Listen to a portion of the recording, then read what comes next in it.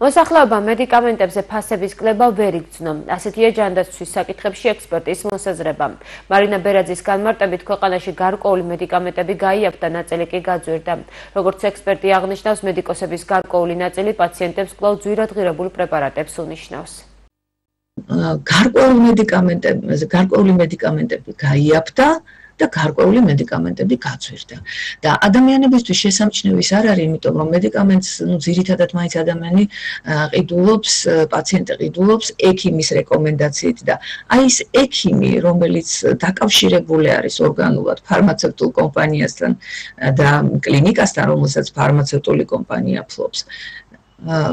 ამ წამლების გამოწერა ხდება უკვე ექიმის მიერ, მათი ინტერესის დაცვით, ამიტომ ის წამლები არის ძირითადად იმ წამლებს წერენ, რომელთა ფასები არ არის დაბალი და იაფი, ამიტომ დიდად არ შეიგრძნობა. იმისათვის, რომ ჩვენ ზუსტი პასუხი გქონდეს, სწორედ ამიტომ არის აუცილებელი, რომ არსებობდეს ობიექტური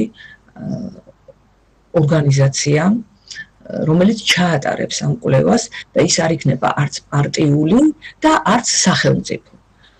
აი ამის შემდეგ უკვე სახელმწიფო რასაც ჩვენ გვეუბნება ან რაღაც რეფორმას გაატარებს, ამისი შემოწმების საშუალება ჩვენ უნდა გქონდეს და დაკვირვების და მოსახლეობა უნდა ინფორმირებული იყოს ყველა მიმართულებით.